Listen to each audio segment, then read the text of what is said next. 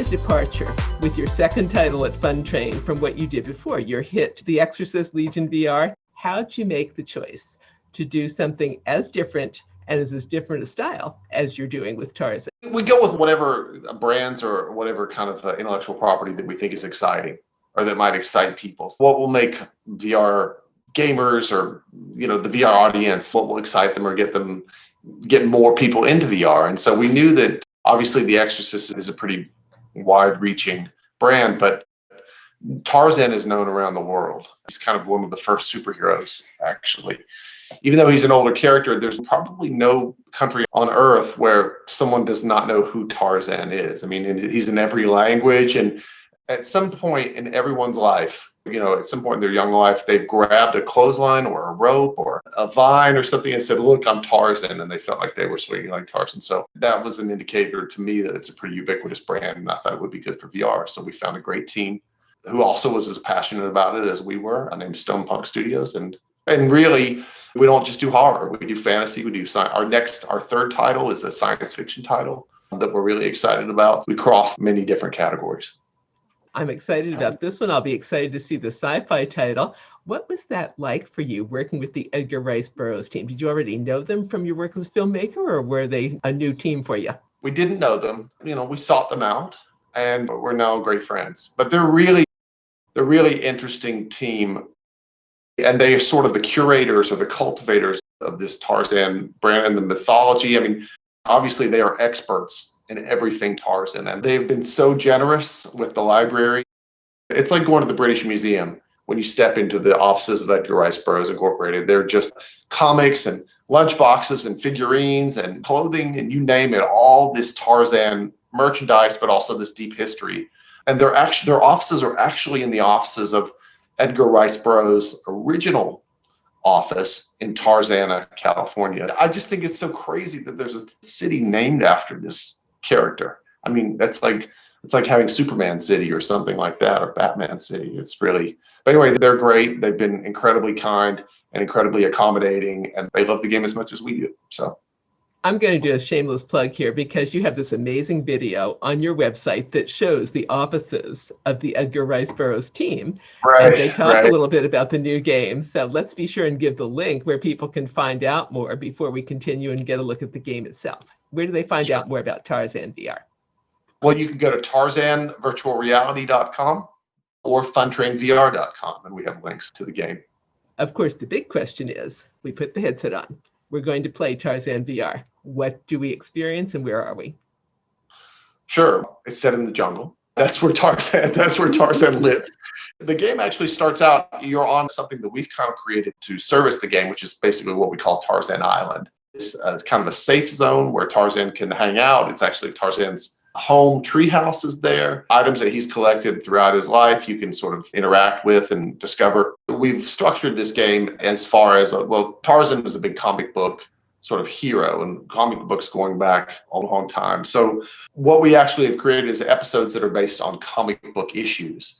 So the story that we're telling is a story told over 3 comic book issues, and the comic books themselves are actually in Tarzan's treehouse in VR. So you start at the treehouse, but to launch into the actual story, you actually select a comic book out of Tarzan's comic book collection of Tarzan comics. I know it's a little strange, but it's fun. And you open the comic book and you get transported into the pages of the comic book. The development team, Stone Punk, came out of like the World of Warcraft team from, I think they were like almost 10 years at World of Warcraft. So they created this like very visual, cel-shaded comic book style of game. And it sort of fit perfectly with this idea of going into the pages of a comic. So you can do everything that you would expect Tarzan to do in the jungle: swing, swim, climb, fight evildoers in the jungle, and explore sort of the natural wonder of the jungle. So those are kind of the 5 pillars of our gameplay. What were the physics involved? So many times people say with VR, I have to be careful not to get anybody sick, but we can swing on the vines, we can swim, we've got bubbles over our heads and fish around us, and you don't feel strange. How did they accomplish that? Well, Swinging, we knew that Tarzan must swing. We knew that we had to really pull off swinging convincingly. But also one of our key challenges was making sure, like you said, that people did not get motion sickness. We were able to find a comfortable experience, but also an exciting experience. So we spent the first phase of production was almost 2 months of doing nothing but swinging, different kinds of swinging mechanics and different kinds of swinging prototypes. In one particular case, you actually had to leap from vine to grab. In another case, the vines would kind of come to you so you could grab them so you didn't have to like reach. But we wanted it, we knew we needed to split the difference and make it something that did not cause motion sickness, but was also easy to learn how to do, but difficult to master. So we want to make sure that people feel like they've actually accomplished something when there's swinging across a ravine and going from vine to vine, hand over hand. We wanted to make it feel rewarding. We actually have comfort settings built into the game, which allow you, if you're one of those people that gets easily sick, although it's not likely to happen, you could turn on a feature that will sort of give you tunnel vision while you're swinging. So that will help if you're the kind of person that gets easily motion sick. I like that a lot. My husband's the one who can put on the Quest and take the roller coaster, but I'm the one who kind of goes like so. So I really like the comfort setting. Yeah. What about the humor that you have in here? I love the toucan. I love the radio that's really annoying through different parts. How'd you make that decision to include these features? You think the radio's annoying? I kind of do too, but it's kind of fun. It's kind of fun as well. The radio is a narrative device. It gets some of our story elements delivered via the radio, and then other times it's atmospheric. And we actually have another podcaster, Anthony of the VR podcast, that is actually the voice of the radio from time to time when we don't have the villains talking. But the humor in the game sort of evolved. You know, Tarzan it's a lighthearted adventure. So we didn't want everything to be so like serious and grim and it is life and death in parts, but also we knew we needed some levity. And the toucan, he's actually, and I was corrected by some Tarzan fans, he's actually an African hornbill. Sorry. Don't put toucan because Tarzan fans don't like that. He's an African hornbill. We call him Barnaby internally. He's just the pet in Tarzan's treehouse. That character sort of evolved into a more humorous character over time. We wanted him to be an instructional character to teach you how to do certain things, like how to visit your record player in your treehouse, or how to eat fruit, or how to interact with the world, or where your weapons rack is, or where your training dummy is. That was his intention. But over time, we cast an actor by the name of Brian Roberts to play that part. And we found that he had a real sort of aptitude for this comedic timing. So we ended up writing to that and really played to his strengths. And it does really add a unique color to the game, which we're really proud of that character. I laughed out loud a couple times listening to what he had to say. That was really kind of fun. He has hundreds of phrases. I mean, and they're randomized. Sometimes he'll just comment on something or tell a joke, or there are certain ways that you can interact with him that I don't want to spoil, but there are surprises with that character for your players to discover. So. Speaking of things we don't want to spoil, I like that you have certain points we have to hit, but my gaming experience isn't going to be the same as anyone else's because we can explore. Is there anything you might like to tell me without spoiling what it is that I might want to look for, maybe an Easter egg or something, maybe just a hint of some place I might want to explore that might be off the beaten path in Tarzan VR? Oh, sure. Well, yeah. So as you know, we have these hidden records there's these old Tarzan radio dramas from the 40s and 50s that you can find hidden throughout. If you kind of go off the beaten path and explore in the jungle, you'll occasionally come across these vinyl records that once you interact with them, they'll zip off, and then they'll go back and they're collected in your treehouse after you return to Tarzan Island. But those are hidden in some interesting places. And one in particular, I guess, this isn't really a spoiler because it's challenging to find it, but if you've played the game, you'll understand. But there's a large waterfall that you have to jump off midway through episode 1. There's a crocodile, and I don't think I'm spoiling this for too many people. There's a crocodile waiting for you, but if you escape that crocodile and then you walk around the side of the waterfall and go up into the hillside, there's another skull cave up there. It's like a skull carved out of stone. And inside that is one of the hidden records. And we notice not a lot of people find that, but it's there for people who really want to be inquisitive and really poke around in places where we didn't intend them to go. There's also, on top of Tarzan, there's a way to get to the very tip top of Tarzan Island. There's a secret up there as well. So those are my 2 hints. Special feature for anybody that listens to this podcast. And I don't think we spoiled anything here. You were telling me previously, as you were developing the Tarzan game, that it was turning out even better than you envisioned. What's one favorite story that you'd like to share about that? One moment when, whoa, this is great. I think what we discovered, developing VR is always changing, right? I mean, and the mechanics and the rules of VR is always evolving. And what we found with Tarzan was, Tarzan started out more of like exploration and kind of puzzle solving. Puzzle's the wrong word, but sort of obstacles and challenges that you have to overcome. But what we found out is the combat, this sort of fist fighting combat mechanic was a lot more fun than we intended it to be. A small part, but we had such a good time doing it that we expanded on that. And that was a really enjoyable part of the game development. I mean, Stonepunk came up with this combat mechanic and these ragdoll physics of this like cartoon style fighting, but it really is rewarding. And so we kind of leaned into that more, and it became more sort of an action adventure kind of a game as opposed to just more exploration. So there's all kinds of things that you can do in order to fight these bad guys. You can hit them in the head with a coconut, or you can grab them with one, you can throw them grab them with 2 ends and throw them over your shoulder, or you can swing from a vine and sort of rocket down from a vine and take them out. Or you can even trick them into, one guy shooting rockets, you can actually trick them into one guy walking in front of the rocket launcher and, taking his buddy out. There's even a grenade, I don't know, what's the word? A person who throws grenades. Grenadier? Is that the military term? I can't remember. I'm not sure. Let's call him the grenade launcher. Okay, but anyway, there's a hidden baseball bat that you find in the bad guy's camp.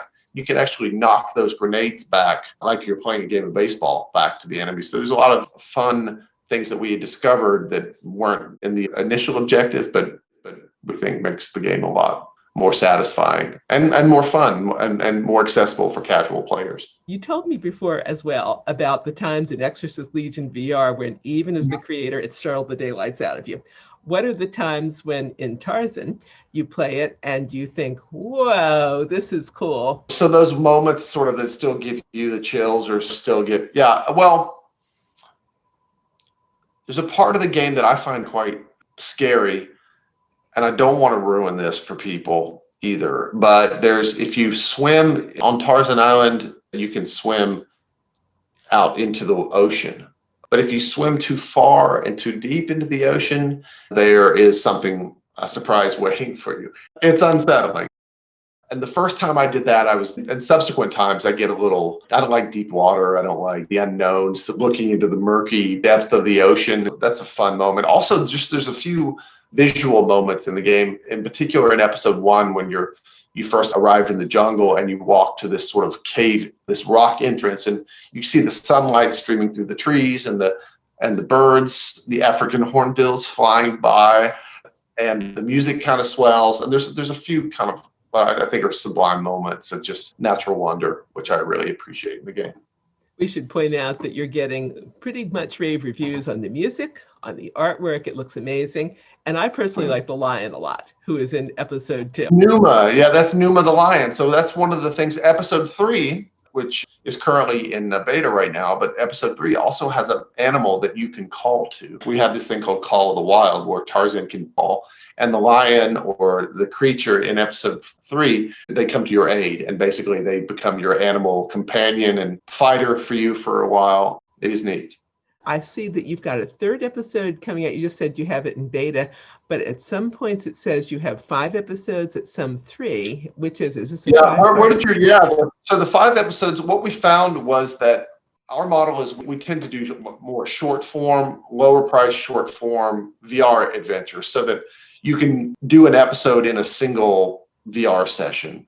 So we don't do 2 hour, 2 hour, 3 hour episodes, because we found that people's batteries run out on their headsets, or they don't really want to be in VR for that long. So our playtime is based on the average length in headset of general sort of VR players. And what we found We were a 5-episode game originally, but what we found was our individual episodes were getting longer. So episodes 1, 2, and 3 are much longer and more robust than we had initially intended, because it just worked. It just felt like this is a good length. So what we did was we reduced from a 5-episode to a 3-episode order. And then we found that it was a lot more sort of satisfying to be in each episode a little bit longer than what was initially planned.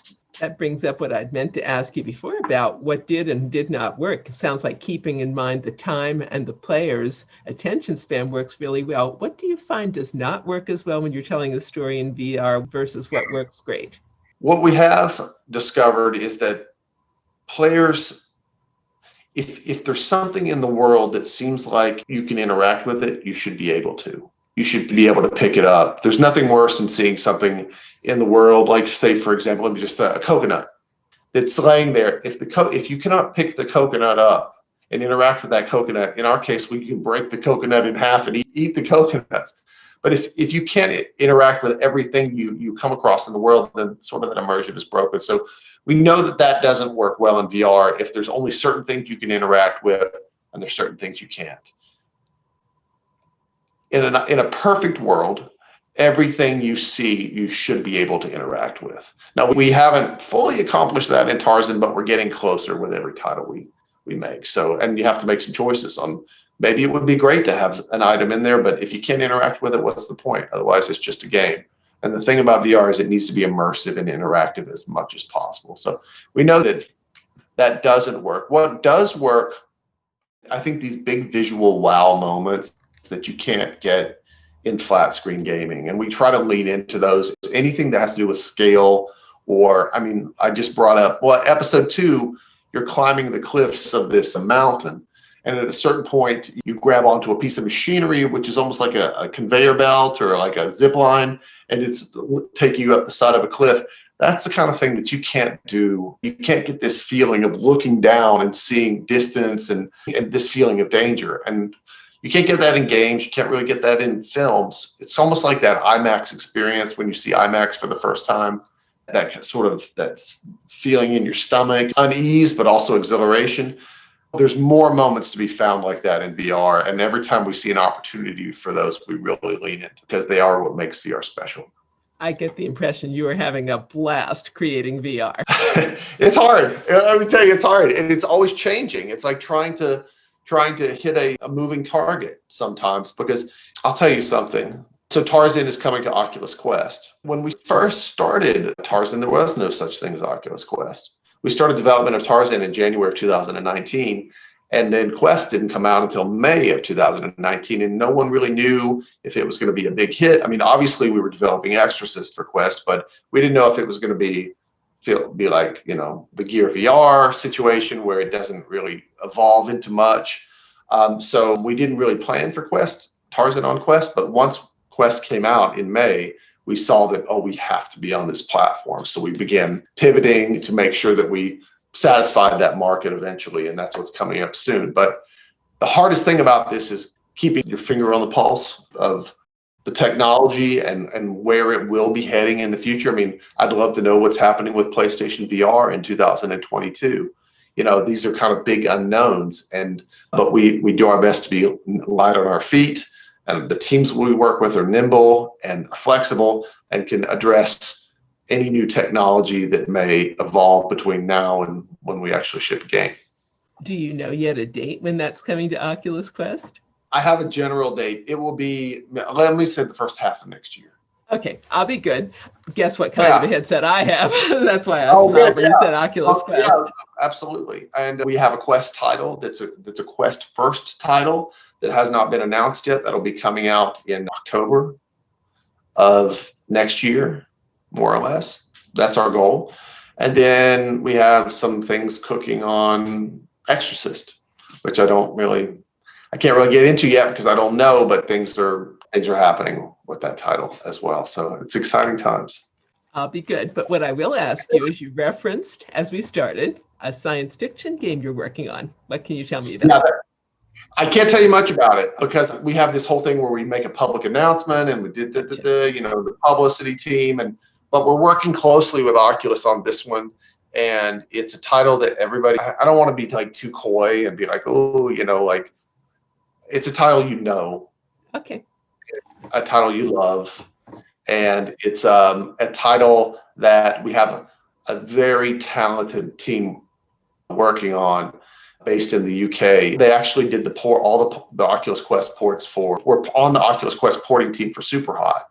So, and we have a writer on board this project who is a former, did some time on Alien Isolation and did some time at Valve, and actually was one of the many writers on Half-Life Alyx. So we got a really crack team.